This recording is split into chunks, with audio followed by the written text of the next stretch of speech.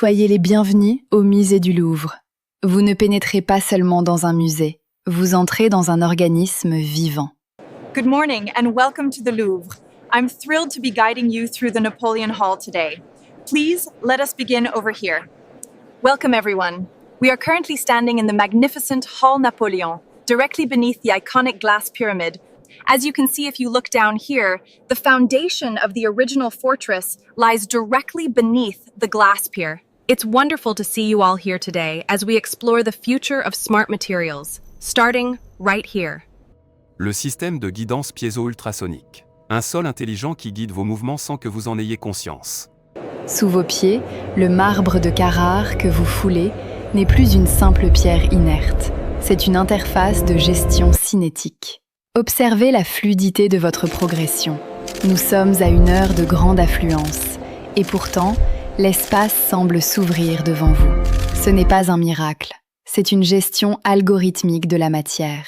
Sous ce marbre de Carrare, une matrice de transducteurs ultrasoniques et de capteurs de pression piézoélectriques dialogue avec vos muscles.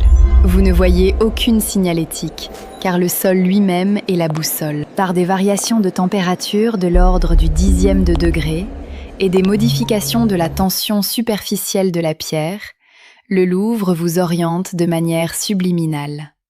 Regardez le groupe qui nous précède. Il s'écarte naturellement pour nous laisser le passage, sans même s'en rendre compte, car le sol sous leurs pas est devenu imperceptiblement plus incliné, les déportant avec une douceur mathématique.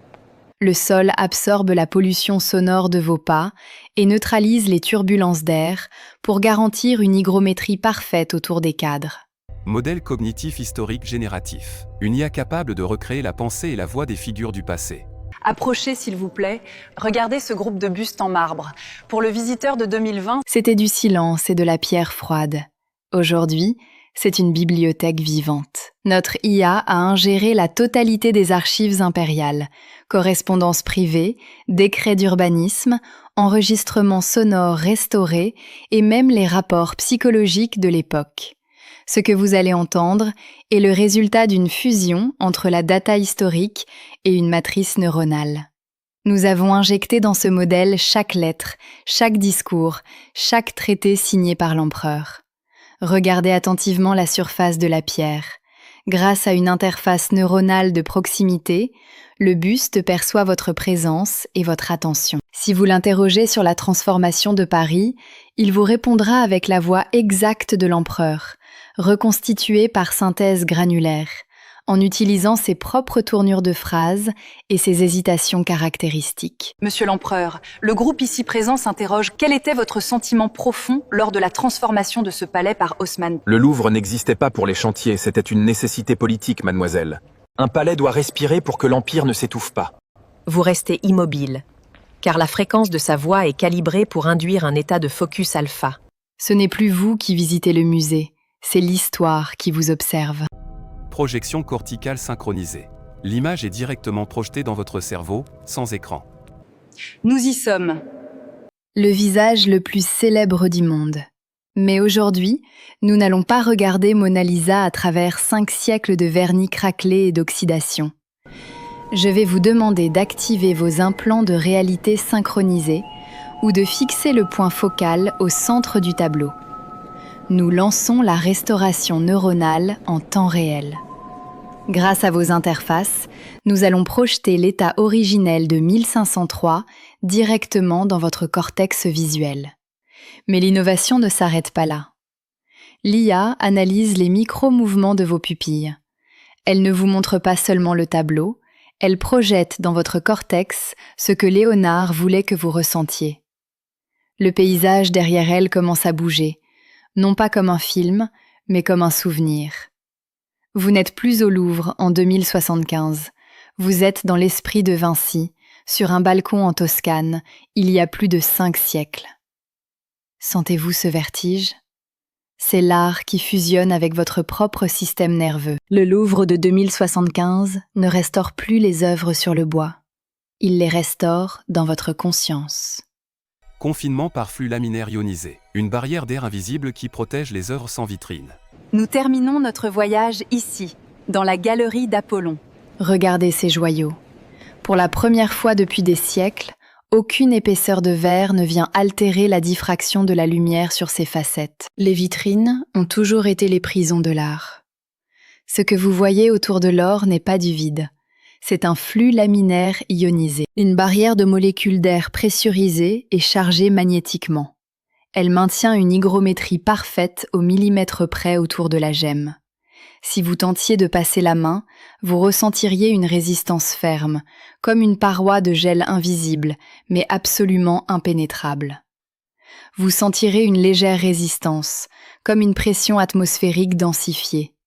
C'est un flux laminaire ionisé, un rideau d'air pur, propulsé à une vitesse sonique imperceptible, qui crée une barrière moléculaire entre vous et l'œuvre.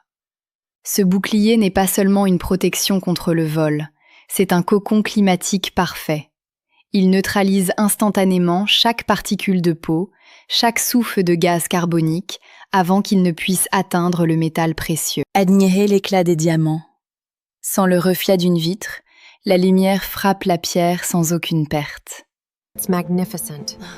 I've never seen anything like it. Look at the clarity. La sécurité n'est plus une cage. L'objet est libre. Et pourtant, il n'a jamais été aussi protégé. Interface haptique ultrasonique. Vous ressentez la matière sans jamais la toucher. Ici, sous la lumière du ciel de Paris, nous allons briser le plus vieux tabou du musée, les interdictions de toucher. Normalement, le sel de votre peau dégraderait ce marbre en quelques années. Mais en 2075, nous utilisons des faisceaux d'ultrasons focalisés. Nous avons franchi l'ultime frontière de la conservation. Approchez votre main de l'épaule de cette statue, à environ 5 cm de la pierre. N'ayez pas peur. Que ressentez-vous ? Ce n'est pas de l'air. C'est une résistance texturée. L'IA projette une carte haptique exacte du relief de la statue directement contre vos paumes. Vous pouvez sentir le froid du marbre, la rugosité d'un drapé, la douceur d'un muscle sculpté, sans jamais établir de contact physique.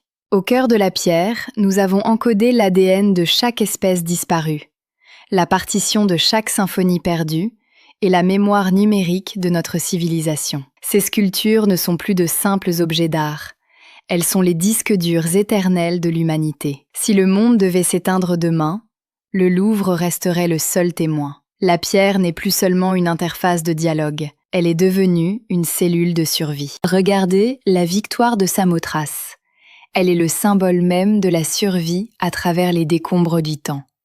Depuis des siècles, nous l'admirons pour ce qu'il lui manque, autant que pour ce qu'elle possède.